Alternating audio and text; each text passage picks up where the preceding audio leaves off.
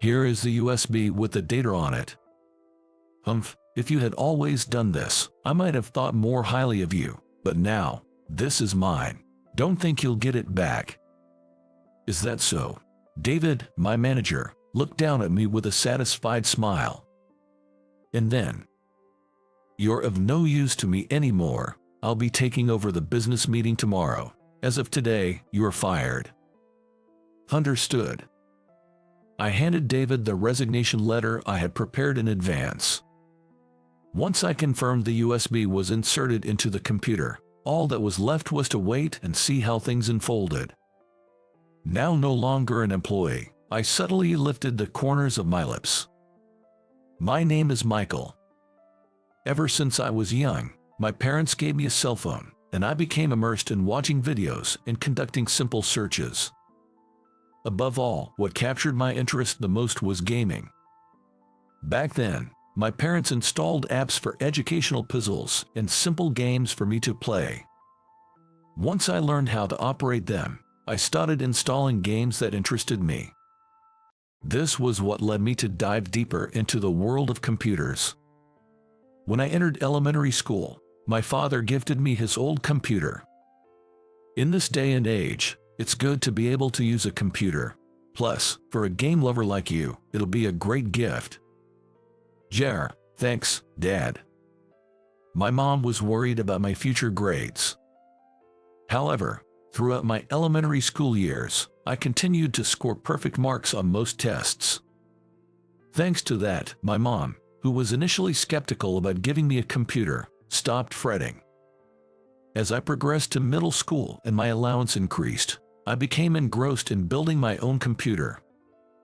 However, initially, I didn't have much money and couldn't afford new parts. Instead, I bought cheap, problematic parts known as junk and gambled on finding ones that worked. It felt like a treasure hunt in a game. Spending time with my computer became my priority. During this time, I also started dabbling in programming. At first, I wanted to create games that I still enjoy today. Although there were complex and difficult parts, looking at the lines of code I wrote filled me with immense excitement and satisfaction. Riding on that momentum, I finally completed a game. Refining and adding to it daily became one of my favorite pastimes. Thanks to this, during my middle and high school years, I was unrivaled in computer classes. I finished tasks faster than anyone else, whether it was a typing test, PowerPoint, or Excel class. Perhaps because of this, I was nicknamed Digital Dreamer by my good friends at school. Digital Dreamer, please help me with my assignment. Oh, Digital Dreamer's overtime fees are steep. I'll treat you to any drink you like, from the vending machine in front of the cafeteria. Heck, deal. I had conversations like these. It's one of the good memories of my youth. I went on to study in the engineering department in college. As I received programming advice from my father, who works in a corporate setting, my skills reached a practical level. The new fascination for me was the world of artificial intelligence. The college environment, filled with oddballs passionately immersed in creation and people more skilled than me, was heaven. During my time there, my father made a suggestion. Michael, would you consider becoming an engineer at my company? But if I get a job, I'll have less freedom. I'd prefer to work somewhere where I can do lots of things I enjoy. Haha, I thought you might say something like that. Well, Michael, you have the skills to make your own choices, so I'm not worried. My father didn't object to my thoughts. But my mom seemed worried. Still, I'm worried. In today's world, having a stable job makes for a more secure future. Don't worry, Mom. I've thought it all through. Really? Are you sure everything will be all right? As soon as I get a job, you'll be the first to know. So, wait for the good news, okay? If Michael says so. My mom tends to worry, but she's not one to dismiss others' ideas. I know she's just more caring than any other mother I know. So, I don't want to leave her feeling anxious for too long. That's why, after graduating from college, I landed a job at a fairly large advertising agency, which seemed like a place where I could balance work and my hobbies, giving Mom a sigh of relief. But my ideal job was not to be found there. David is slacking off again, dumping his work on his junior colleague. His name is Brian. He's the first friend I made at this job. Like me, he's been playing with computers as a hobby since he was young and even exhibits his own games at culminate, which is held twice a year. Since we had similar interests, it didn't take long for us to become good friends. Michael, you've been getting called out a lot lately. Jer, probably because I mentioned I'm good with computers during my self-introduction. Haha, hang in there. But really, I think it's strange that a manager at an ad agency can't even use a computer properly. Tell me about it. Our workplace was turned into a busy one by David, a man in his 50s. He's been there for a long time and tends to dump his work on younger employees. Because of that, we all end up working overtime, despite being able to leave on time under normal circumstances. Both Brian and I are victims of this. Hey, Michael, come here. Yes, what is it? There's a little trouble with the computer. Can you take care of this? All right, I got it. This is how it goes. Whenever there's an issue, I'm the one who gets called. But none of the issues are ever serious. It's fixed now. Young guys like you can't do anything without computers. It's only natural that you can handle this. Yes, sure. I've got a third-grade abacus certification from when I was a kid. Unlike you guys who rely on machines for simple calculations, my calculation skills are superior. I'm on a different level. Do you get that? Okay. Every time I talk to David, he always boasts about himself. He has a condescending attitude toward the younger generation, always looking down on us. This is why he's quite disliked in our department. But there's one guy who seems to get along well with David. This company has grown thanks to me, you know. Amazing, David, you truly are great. Huh, you get it, don't you? The greatness of me. Of course. His name is Jason. He's technically one of my colleagues, but I've never really spoken to him. He's always sharp-tinged towards others and sticks close to David like a sycophant. Probably aiming for a promotion, but his actions have been making everyone around him uncomfortable. Michael, here, David said to get this done. Wasn't this your task? What are you talking about? This is clearly the task he told me to give to you. What's with that look? Fine, just leave it. Like this, he too had become someone who pushes his work onto others, just like David. Honestly, I could simply refuse, but if I did, he'd persistently follow me around. So in the end, everyone just ends up accepting it.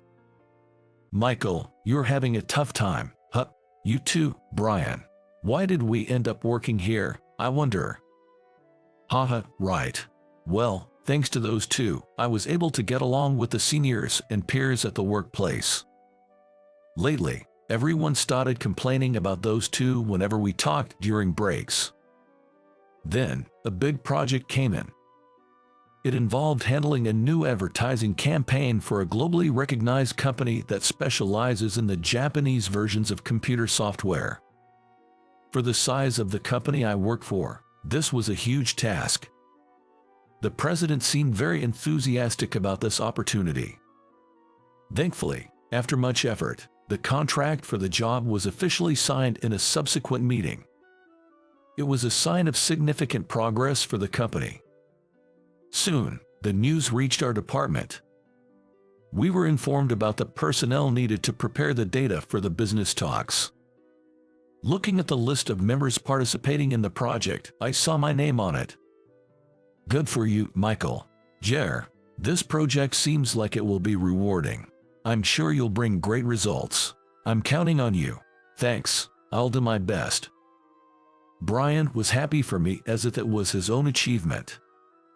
But the joy Brian and I felt was short-lived. As I looked at the list of names, I spotted David's name. Ah. Brian noticed it almost at the same time, and we both let out a sigh. Haha, good luck, Michael. You've got to be kidding, Brian said with a forced smile, reading his words mechanically. As I started preparing for the project, I first gathered the company's data and collected information on the current industry situation to create the materials. I also visited the client multiple times to tailor the materials to their preferences. Through repeated discussions to clarify their needs, I managed to gain some trust from them. While I was engaged in my work, which I found quite enjoyable. However, he always seemed to appear just when I was in a good mood. Hey, Michael, get this data collection done by tomorrow. Isn't this your task, David? Stop complaining. Just do it. All right. David kept dumping even the simplest tasks on me. Honestly, I wondered when he actually did any real work, since he didn't handle anything difficult and even pushed tasks like these onto me. Once, during a break, I witnessed David and his yes man Jason having a conversation. That guy is such an idiot, working so seriously. It's thanks to guys like him that I can reap the sweet rewards. David, you're so wicked. Just let him handle all the bothersome stuff. That way, I can easily make achievements. Typical David, the strategist. Surprisingly, hearing this conversation didn't make me angry. I was just resigned and a bit disgusted, as it was exactly what I expected. Quietly sighing, I returned to my desk to resume my work. The day before the project meeting, I was glued to my computer, finalizing the work while coordinating with the client. I was so busy juggling tasks that I could tell others about it, which made me quite noticeable in my department. Before long, I started receiving high praise from my peers and senior female colleagues, and inwardly, I felt a joy that rivaled even my favorite hobbies. However, it seemed someone wasn't pleased with my performance. Hey, Michael, the copier's ink is running low. Refill it. Sorry, I'm a bit tied up right now. Just do it when you're told. This is why I can't stand young people. All right. Arguing back wouldn't have made a difference. I knew he was that kind of person, so I didn't retort. But such tasks kept piling on me. Hey, Michael, the ballpoint pens are running low. Order some more from the office supplies. All right. Can't you even notice something like this? What's with young people these days? This was just one example. And more. Hey, Michael, make some coffee. Show a little consideration for others. Sorry about that.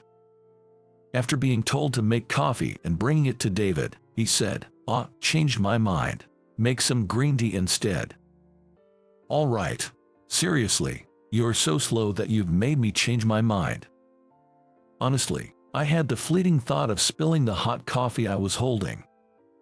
In the end, I poured the coffee down the drain and made green tea instead. Then Brian came over.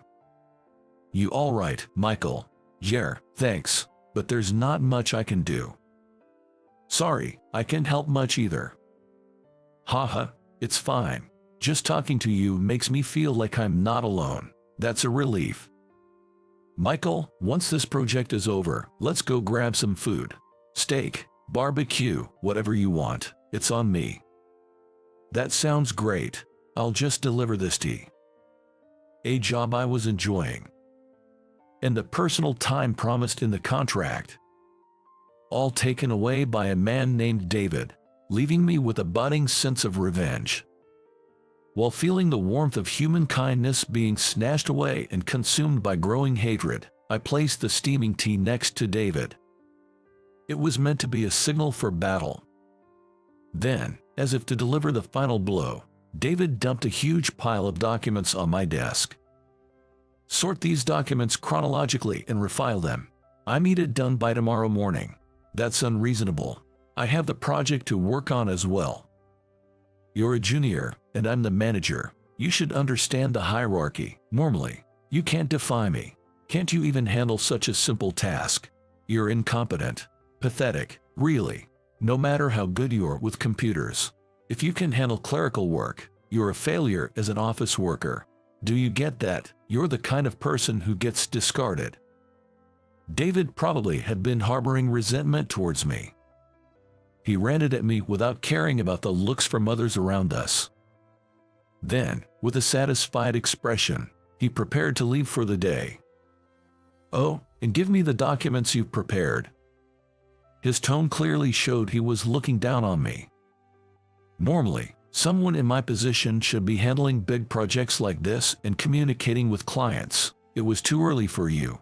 His words made me recall everything that had happened until now, and I felt my body shaking with anger, struggling to maintain my composure.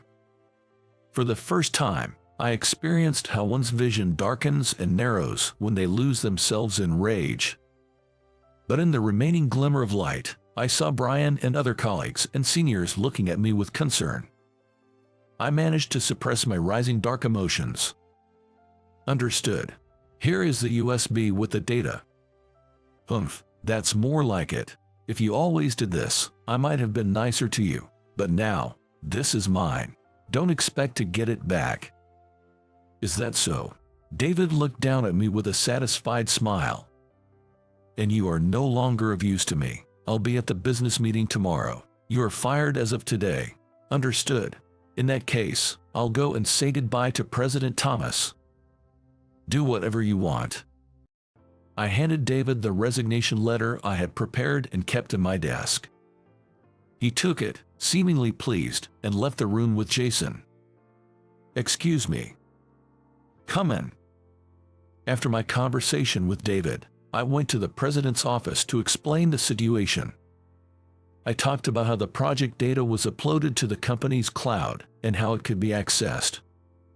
Also, during my visits to the client, I got along well with an executive named Mr. Davis, who, seeing my work ethic, had trusted me and even proposed starting a new company together. I shared various things. "So, I thought this company would be a good environment for you. I'm sorry it turned out to be a source of suffering." "It's okay, don't worry about it, but I guess the feelings I harbored towards David will smolder in my chest for a while." "Well, maybe it's for the best. I was never fond of the idea of our relationship being defined by hierarchy. I wanted you to live more freely." "I felt the same way, Dad." Not many people knew, but the president of the company and I were actually father and son. My surname, Williams, was from my mother's side, so it wasn't obvious. Initially, my mom had suggested I joined a company to succeed my father, but he wanted me to have more freedom and never intended to make me his successor. Hearing about my resignation, he was secretly relieved. "I'll tidy up and leave the company." "Haha, it sounds like you're going off to some faraway place." "Please forgive me for going ahead." "Just say you're going home normally." "Haha, sorry, I'm heading home then." "Take care." Back in the office, I saw David in a panic. I asked Brian what happened. "Apparently, when he plugged the USB he forcefully took from you into his computer, a warning screen popped up, and it stopped working."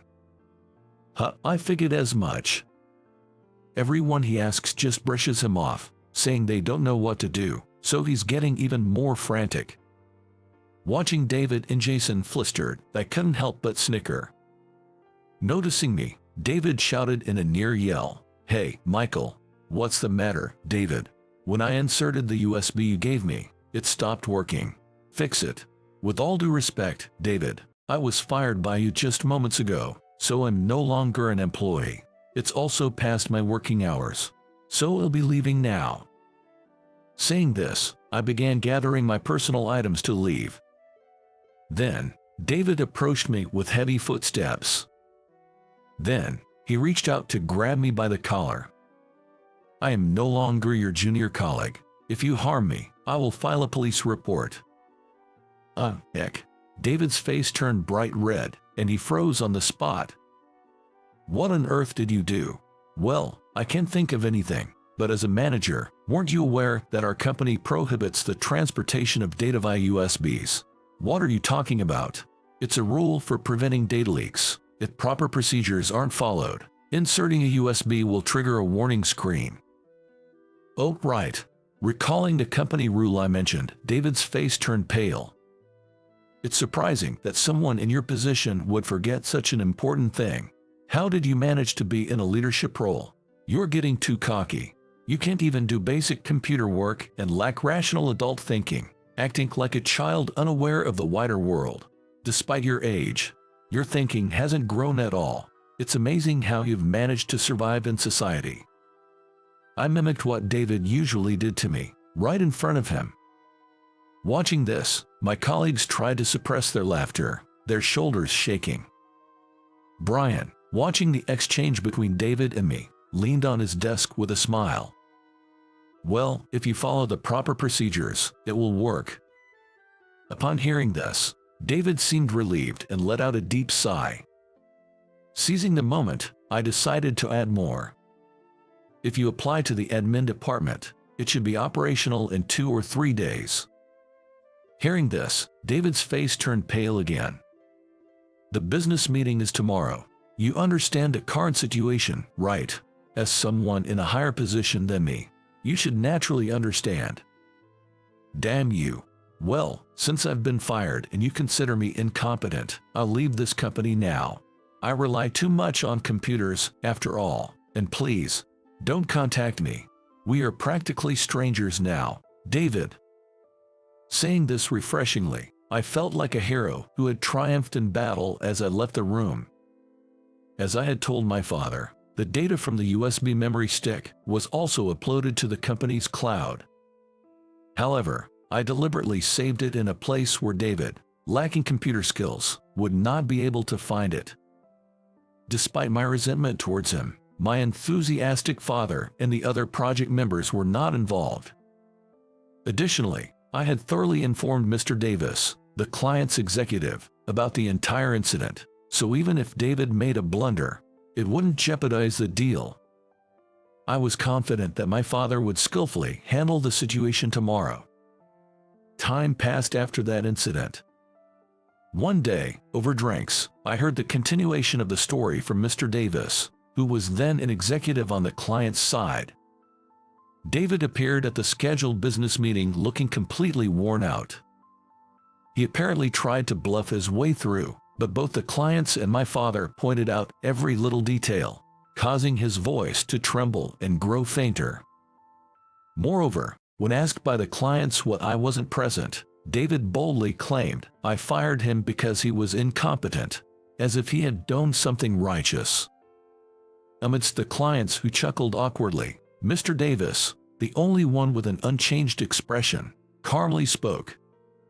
Michael has repeatedly visited our company to understand it better and has created clear and understandable documents.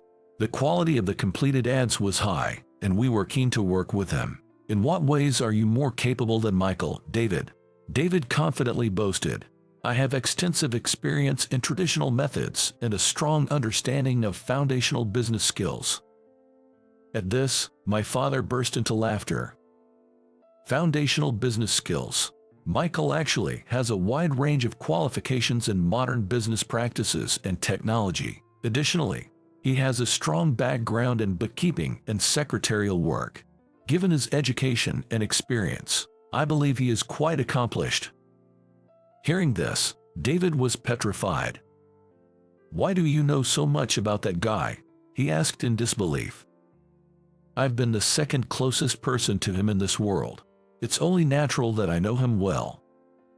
That means, David hesitated. Yes, he's my son. Yikes. At that moment, David reportedly turned pale and collapsed to his knees. Faced with David's downfall, Mr. Davis, the client's executive, delivered a finishing blow. He remarked, our company is engaged in developing computer software that everyone relies on, but it seems you even denies that. This statement provoked a burst of laughter so intense that the clients present were almost taken aback. And then, without dragging it out, he abruptly stopped his act, glared at David and, in the lowest voice he could muster, told him something. You're the incompetent one. The room fell into a chilling silence. According to him, his expression of anger also contained the disappointment of unmet expectations. Afterward, a colleague in the same room reportedly said, with a laugh, that they never imagined Mr. Davis to be such a terrifying person.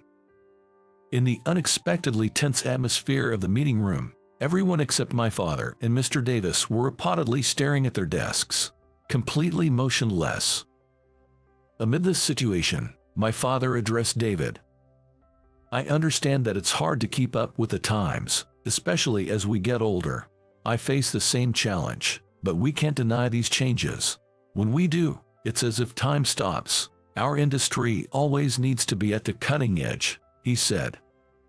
And then, he continued, "I've been told you pushed your work onto others, claiming you didn't understand or couldn't do it.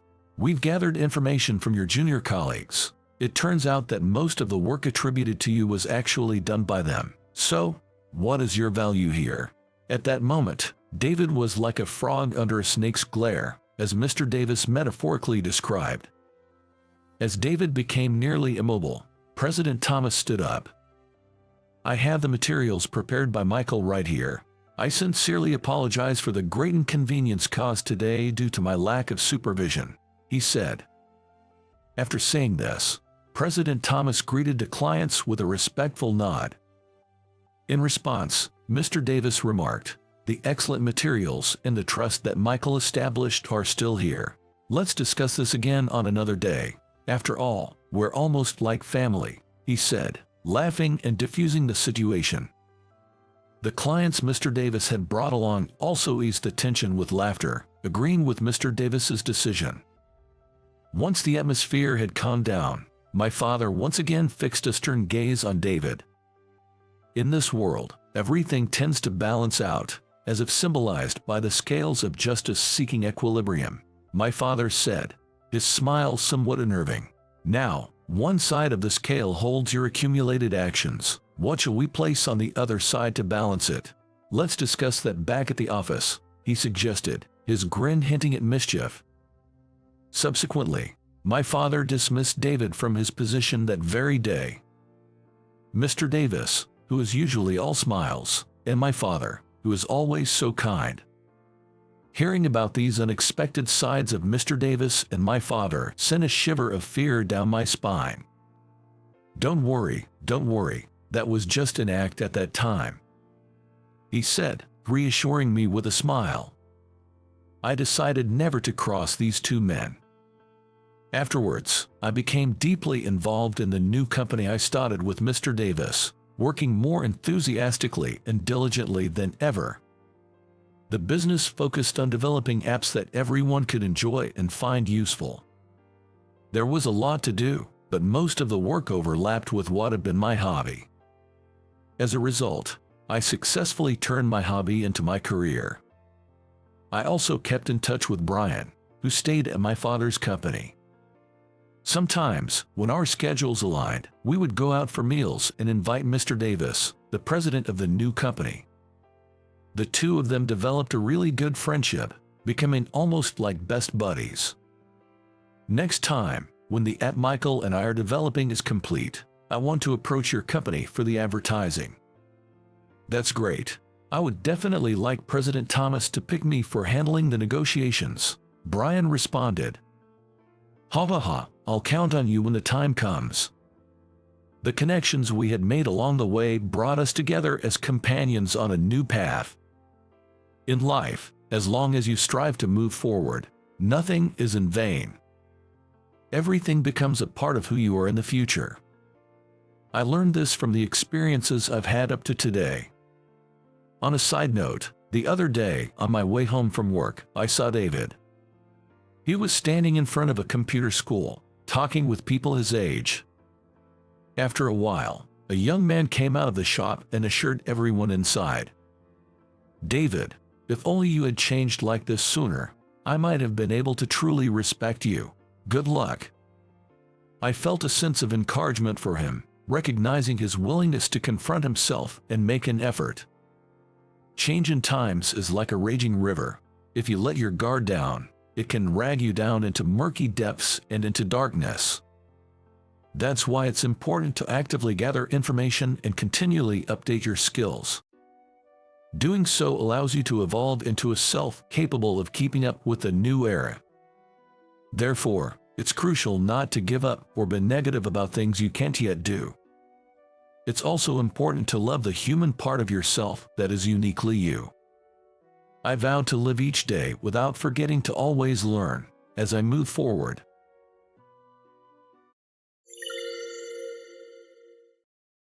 Dad, I'm thinking of getting married. Suddenly, my son, Matthew, said this. It was a truly ordinary Sunday morning. I was eagerly waiting for the French toast my wife, Linda, specially makes on Sundays while skimming through the newspaper. Matthew is Linda's son from a previous relationship, and we are not related by blood.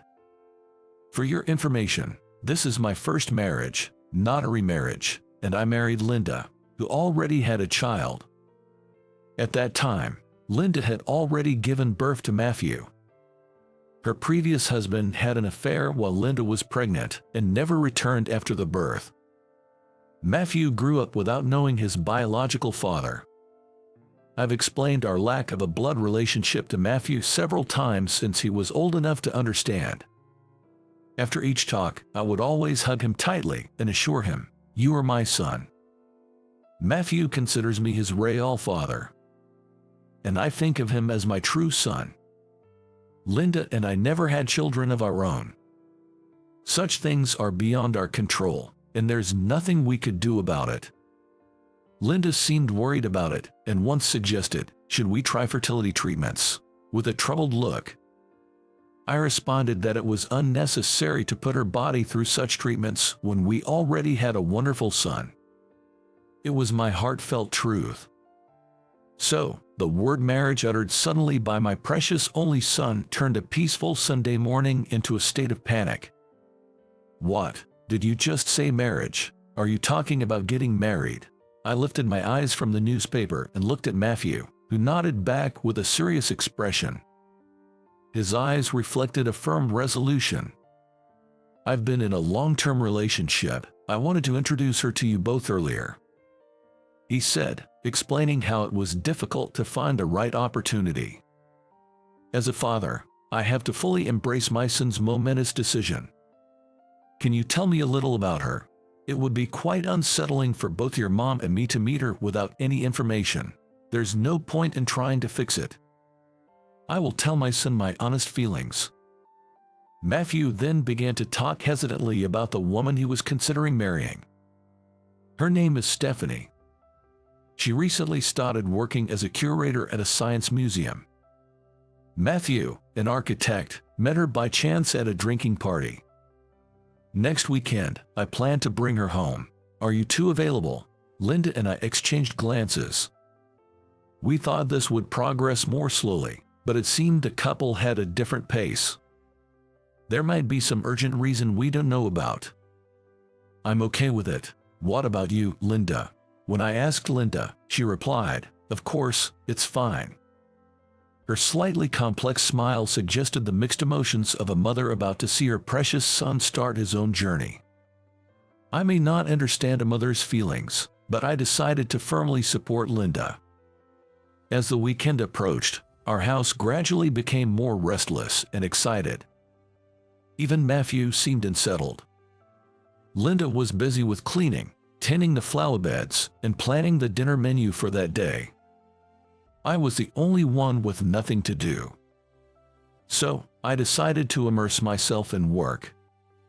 I'm a curator at a botanical garden. My job involves more than people think, like walking around the vast garden, planning events, and writing lectures. Come to think of it, Matthew's girlfriend is also a curator. Having a common profession will surely provide a good conversation starter. Above all, I'm looking forward to learning what her specialty is. Tom, what should we do with this document? It says to keep it for 10 years, but it seems like it's about time to deal with it. A staff member, cleaning up a pile of old documents in the corner of the lab, calls out while covered in dust. It looks like it includes a thesis. Partially written though. Was Zoe Brown previously enrolled here? I'm instantly pulled back into the past by that familiar name. Zoe was my ex-girlfriend. She was 5 years older than me, beautiful and brilliant, yet modest, and being around her was incredibly soothing. I was drawn to every aspect of her. I remember falling for her with all my heart and soul. During my college years, I spent a summer interning at this botanical garden. Back then, I was a student still unsure about my future path. I joined the internship because I was invited by my girlfriend at the time, whom I had been dating since our freshman year in college. We had a harmonious relationship without any fights. Zoe, who was leading our guidance, taught us about the work in the botanical garden and the curator's expertise, both gently and strictly. She would patiently explain things in detail until we understood them. Yet, she never spoon-fed us, allowing us to think for ourselves. She posed problems and gave us ample time to ponder over them.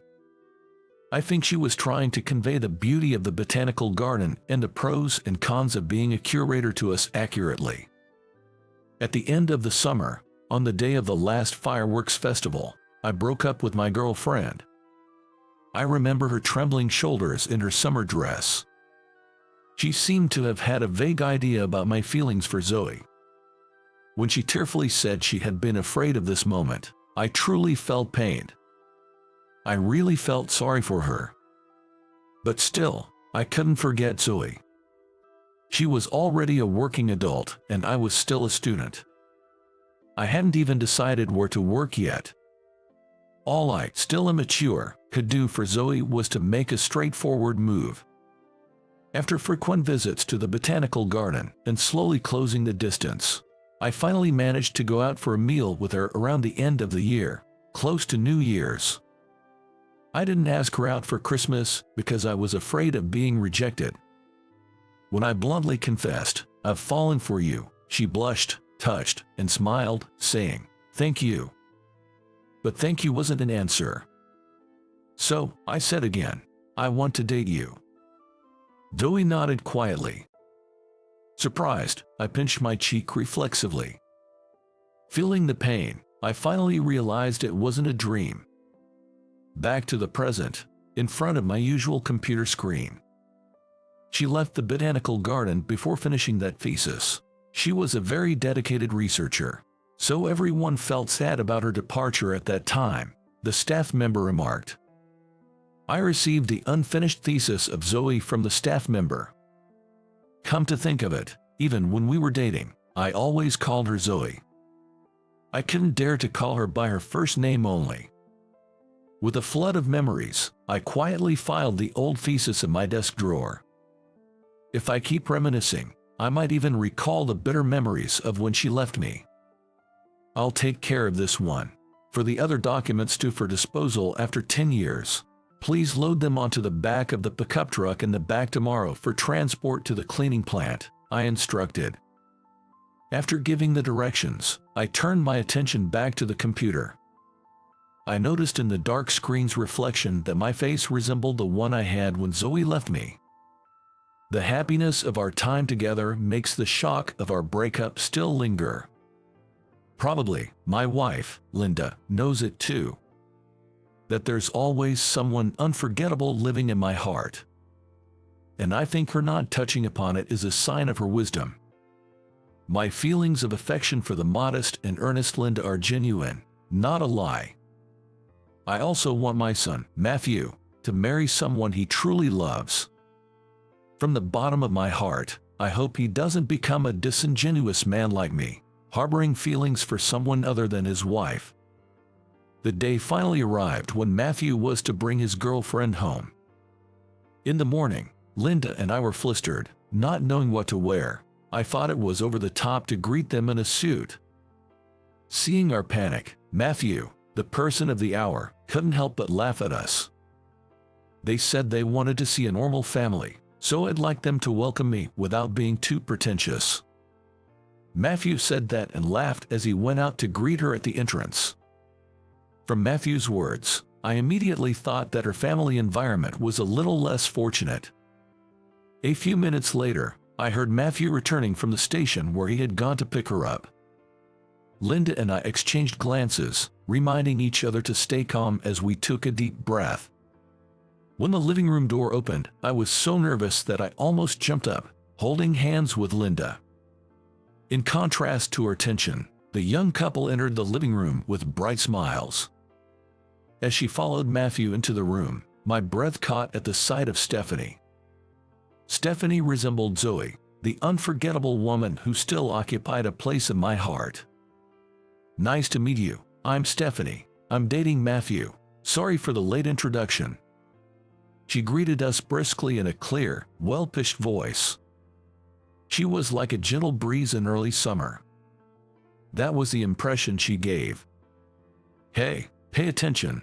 Stephanie is greeting us and you're just zoning out. Sorry about that, we've been nervous all morning." Linda nudged me in the ribs as I stood frozen. That jolt finally snapped me back to reality. I'm so nervous too. My heart is beating so fast, it feels like it's going to leap right out of my mouth, Stephanie said, trying to lighten the mood with a bright laugh. Looking at her profile, I felt reassured. I was greatly relieved to realize that the woman in front of me wasn't Zoe. Zoe never laughed out loud. She only smiled quietly. Having heard she was a curator, and recently coming across one of Zoe's papers by chance, my memories must have been drawn back to the past for a moment. I had to remind myself that I was unfairly superimposing Zoe onto Stephanie. We all sat on the sofa, facing each other, and enjoyed the honey peach jelly Stephanie brought as a gift. The jelly, subtly sweet and refreshing, seemed to embody Stephanie herself. "Mom, Dad, we're seriously considering marriage. I've already proposed to her, and she said yes. All we need now is your blessing," Matthew said earnestly. Seeing the grown-up look on his face made me feel a bit sad. Stephanie also said, "Please, I ask for your approval." Linda and I exchanged smiles. We had often talked about this day coming. And now, it had become a reality. Linda gave me a look. I nodded quietly. This is the woman Matthew chose. There is no way I could object. He is still hopeless and unreliable, but please take good care of our only son, Matthew. Linda, who was sitting next to me, seemed to be moved to tears. I nearly teared up myself. The young couple held hands, smiling happily at each other. It was a profound reminder of how families grow. "Have you properly greeted Stephanie's parents?" Linda suddenly asked, looking up. Matthew's expression clouded over slightly as he shook his head. "Even if we bless their marriage, it would be a problem if Stephanie's parents were to oppose it. Why didn't you greet them earlier? Go and greet them right now." It was Stephanie who stopped me as I raised my voice. She gently placed her hand on Matthew's shoulder, giving him a reassuring look. Then she slowly began to speak. "Matthew did come to greet us properly. Although we couldn't meet face to face, he promised to make me happy in front of my parents' graves.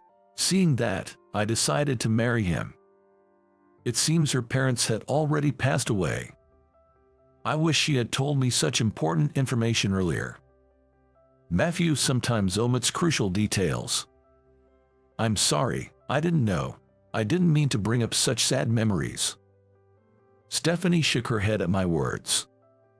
Then she smiled, saying, "It's all in the past now." Her resilience is indeed admirable. I smiled at Matthew, thinking he had chosen a fine woman. Hope is not rude to ask this, but you don't have to answer if you think it is. Still, if you don't mind, could you tell me what attracted you to Matthew? To change the subject from her parents, Linda spoke up. Stephanie looked at Matthew, smiled slightly, and replied, "His awkwardness, earnestness, kindness, it was how he made me feel like I had to be by his side. He gave my life a sense of purpose." Her words made me feel a sense of déjà vu. And for a moment, everything in front of me turned white. I never expected to hear the same phrase on this day. My hand holding the glass started to tremble. Matthew, oblivious and in high spirits, didn't notice my change. Somehow, I managed to maintain my dignity as a father. "You're getting too emotional. Don't grip the glass too hard, or you'll break it." At that moment, Linda gently placed both her hands on mine, taking the glass from me. She peered into my eyes and signaled, "It's okay. People say you should marry someone who loves you more, but I think women's true feelings are different." I felt the same way. As she quietly placed the glass on the table, Linda gently started. "What do you mean?" Stephanie looked a bit anxious, as if she had said something wrong. I felt the same. I thought I had to be by his side. I wanted to be close to him, especially since he had just broken up with his lover. Linda said this, looking straight at Stephanie. I remembered how Linda and I started dating right after I broke up with Zoe. Initially, I found Linda's eager advances annoying. But gradually, I came to accept her presence as a natural part of my life. One of the reasons I decided to marry her was how quickly young Matthew warmed up to me. I was puzzled why Linda brought up this old story. This guy was still hung up on his ex and didn't give me the time of day at first. I responded with a wry smile to her jokingly resentful tone. The woman who left him said the same thing. "He needs me by his side." Linda's eyes were serious. Matthew laughed it off, saying, "Oh, really?" Beside him, Stephanie's expression grew tense. Then, biting her lip briefly, she spoke as if making up her mind. "Linda, do you have reservations about me marrying into this family because I am Zoe Smith's daughter?" Her voice was calm, without a trace of anger or despair. I didn't realize it at first when we met, but after seeing my husband's reaction, I understood.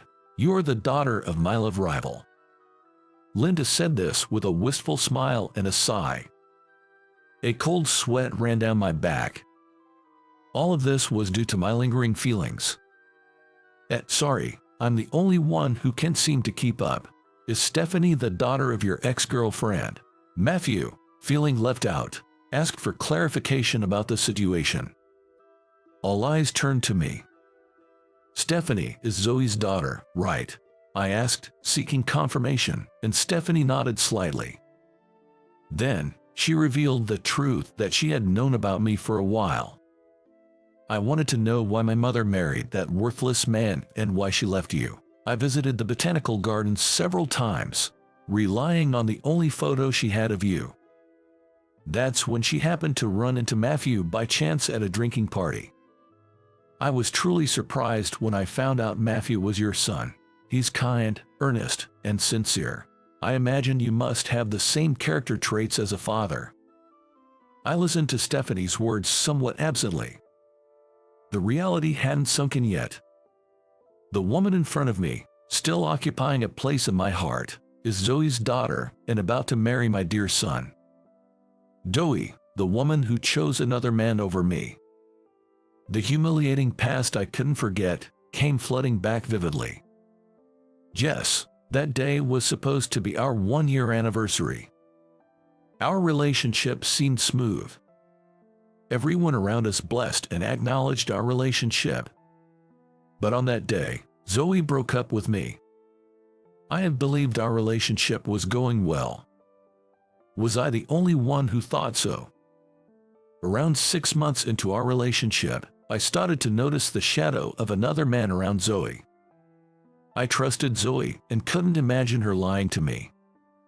To me, Zoe was like a goddess, pure and kind. I devoted everything to loving and cherishing Zoe. "Tom, there's something important I need to discuss." I remember my heart pounding when she started the conversation with a serious expression. It was the first time Zoe ever initiated such a conversation. "What's wrong? All of a sudden, you look so serious." I tried to lighten the mood with a joke, forcing a cheerful tone.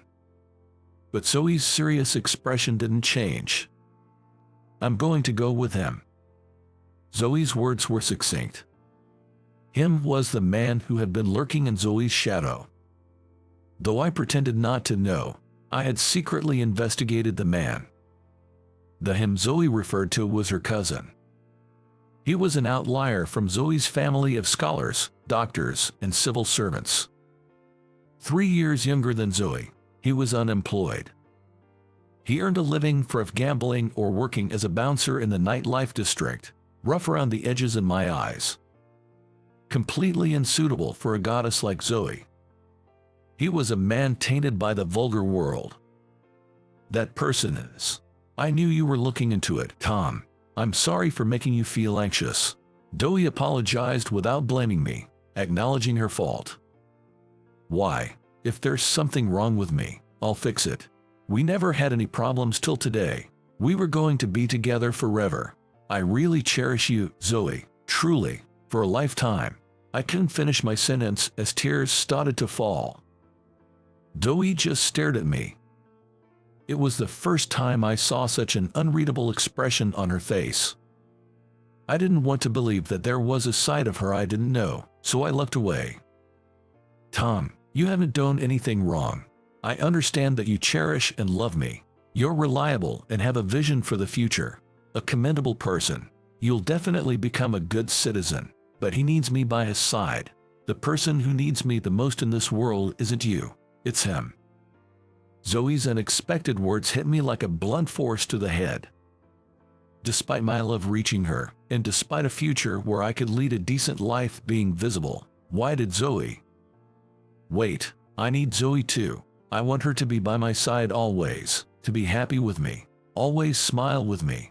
I pleaded desperately. Zoe sighed softly. Is that the kind of person you want me to be, Tom? I'm a person with flesh and blood. I'm not just someone who smiles kindly. Zoe's words made me freeze and unable to move. Because I thought I had been fooled. She turned her back on me, saying goodbye. I watched blankly as her long, soft hair swayed on her small back, getting further away. That was the last of me and Zoe. My father was a worthless man. He never held a steady job and was obsessed with gambling. It was my mother who supported our life. I've always thought that I would never marry a man like him. Lost in these memories, I was jolted back to reality by Stephanie's words. It seemed the man indeed lived a terrible life. Then Stephanie began to slowly talk about her parents' final days. Her parents passed away when she was in middle school. By then, Zoe was hospitalized, deteriorating in health, while Stephanie was busy with school-approved part-time jobs. Her father, as usual, gambled the money he made as a bouncer, leading a life of ups and downs. One day, Stephanie went to visit her mother in the hospital and realized her father was already inside. Feeling awkward about facing her parents together, she ended up eavesdropping outside the door. My mother said she loved my father. She was sad to leave him first, saying so as she gently stroked his bowed head, like comforting a child. Stephanie recounted. There was an atmosphere between them that even their own daughter, Stephanie, couldn't intrude upon. Stephanie left without entering the room. The incident happened that night. In the middle of the night, her cell phone alarm jolted her awake. She glanced at the time. It was just past 2 a.m. The call was from the hospital, reporting that they couldn't find Zoe. They were searching inside the hospital. Stephanie hurriedly changed and was preparing to take a taxi to the hospital when her phone rang again. This time it was an unknown number. Apprehensively, she answered to find it was the police station calling. In that moment, she realized everything. The police told me my parents' car had fallen into the sea. It could have been an accident, or maybe not, they were vague. But I was sure it was a double suicide. I wasn't crying because my parents were gone.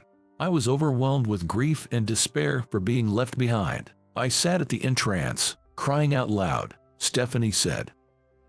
She always felt a sense of alienation. Unable to be part of her parents' world.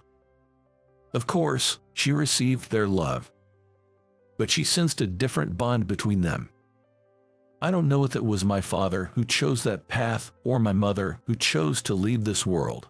There was no suicide note, but their hands were firmly clasped together, Stephanie revealed. Their joined hands were wrapped in a scarf that Zoe had chosen as a gift from her father. I see. Zoe met such an end. After finishing her story, Stephanie looked straight at us, the couple. To you, I might be the daughter of a hated woman, but I love Matthew. I feel I'm needed by his side. Could you please approve of our marriage? As she pleaded, her small back was trembling. Soon, Matthew sat beside her and said, I can't imagine living my life with anyone but Stephanie. Seeing the young couple plead, my wife Linda and I exchanged glances. Tears were in Linda's eyes. It must have been a mix of various emotions. I'm fine with it. I've known about the goddess in my husband's heart even before our marriage. There might be times I see her shadow in Stephanie, but that's all in the past now. Linda said this with a smile. It was the first time I saw such a compassionate, almost saintly smile. Zoe and Linda seemed to overlap faintly in my vision. Please take good care of Matthew, Stephanie. Tears filled her eyes as she looked up at our words.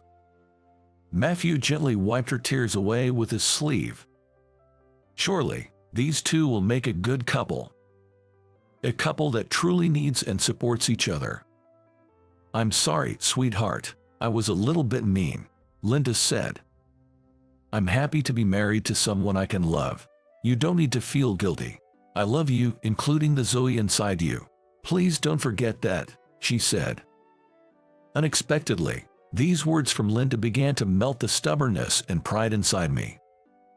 Despite believing that I am the superior one, that I could have made her happier.